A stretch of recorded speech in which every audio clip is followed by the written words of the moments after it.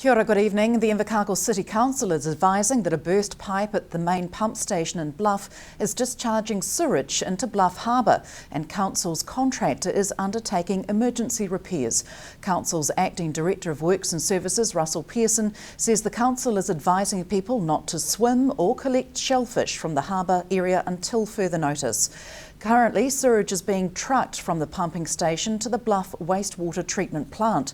To help reduce the volume being transported by truck, Bluff residents are being urged to assist by reducing the use of water in their homes, by reducing the amount of water being used by washing machines, dishwashers, showers, baths and flushing toilets. The City Council is working with Environment Southland and Public Health South to identify the extent of the issue and put remedial measures in place. This work may take up to 12 hours. Dairy prices have firmed slightly overnight at the global dairy trade auction, but they will have to shift further if the hoped-for price per kilogram of dairy milk solids can be attained. The global dairy trade price index remained unchanged overnight from the previous auction a fortnight ago, but the two key product groups for New Zealand dairy producers have improved slightly.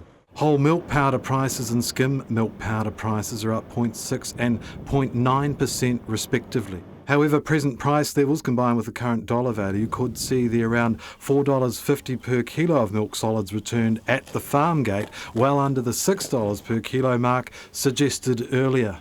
The region's dairy farmers will know next week what the level of return per kilogram will be, with Fonterra's announcement coming Wednesday. There are now 2 additional sites for casting an advanced vote in the city, one in South Invercargill and one in the north. For a fortnight now, Invercargill voters have been able to cast advanced votes at the electoral headquarters at the Menzies building in the city centre. There are now more options. Since Monday, votes have been cast at the Windsor Community Church on Windsor Street, and today the St Andrew's Youth Centre on Ellis Road began accepting votes from those looking to get in early. Both the Menzies building and Ellis Road sites will be open for late voting tomorrow until 8 p.m.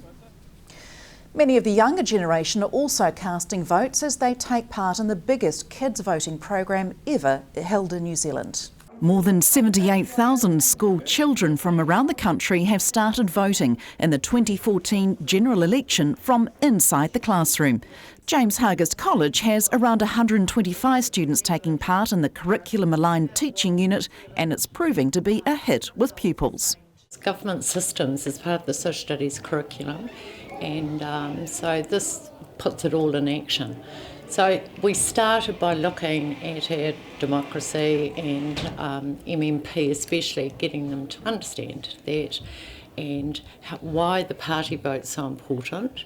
And then we've done different activities, like they pulled a party out of the hat and had to research it and present the policies. We kind of had leaders present the policies to the class so they became more informed about what policies and pledges parties are making.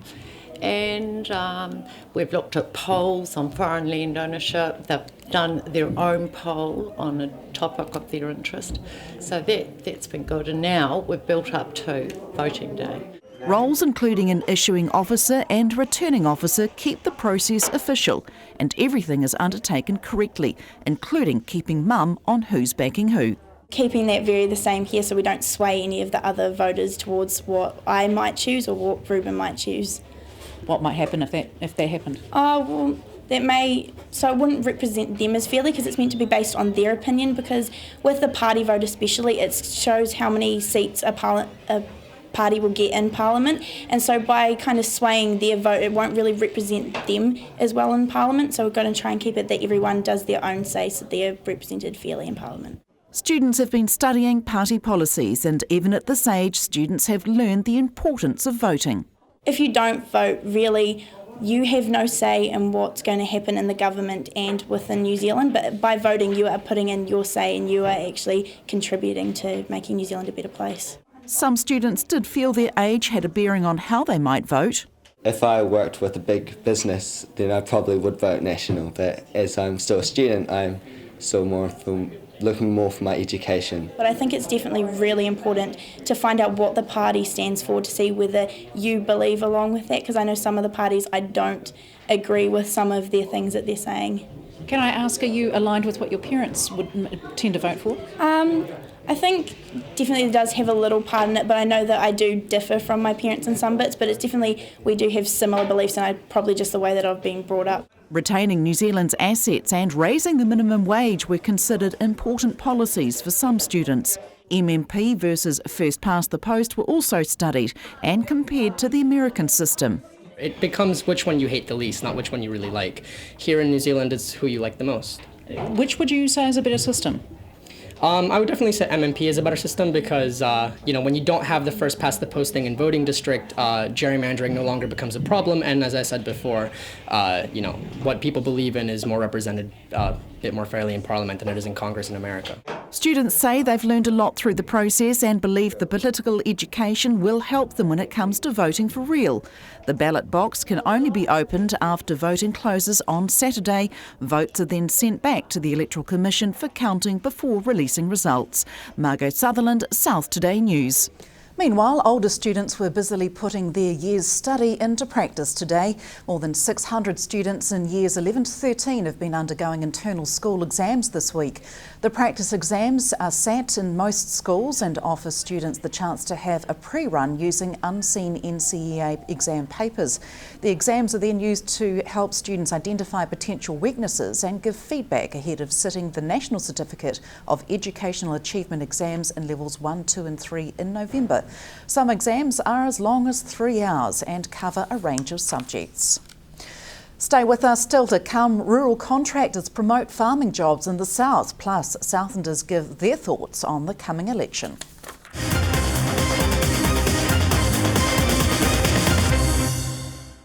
Just how tired of the endless election campaigning and supposed scandals are Southlanders? Hunter Andrews went downtown at lunchtime to find out. Sir, are you over this campaign? Absolutely. You're not inspired by dirty politics or spying? No. You are interested in voting though? Already voted. So you've made up your mind? Yes. And those factors didn't come into it? No. Not at all? Not at all.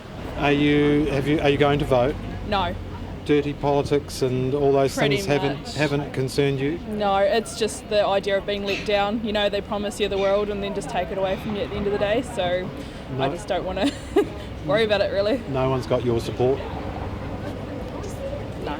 I've already voted. You have voted? Yeah. And dirty politics and everything else didn't change your mind?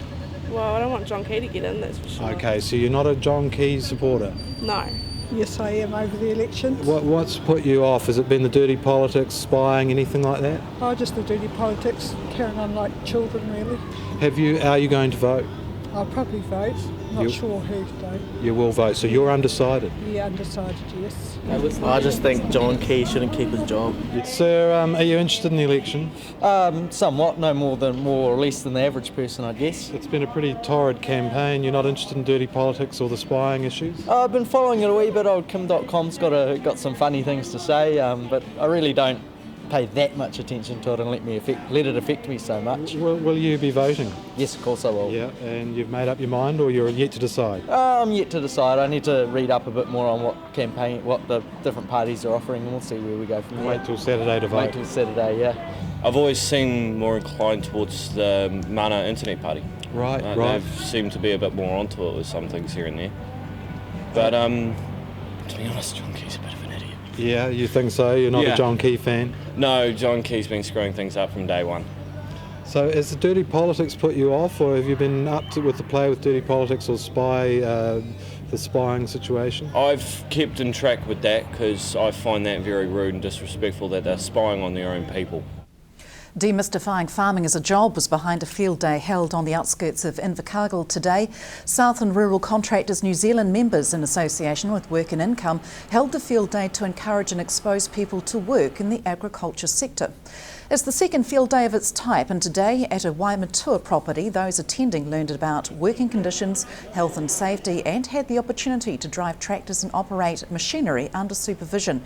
RCNZ says despite the agricultural sector offering many exciting job opportunities, many rural contractors find it difficult to recruit skilled and motivated staff or attract young school leavers into the industry.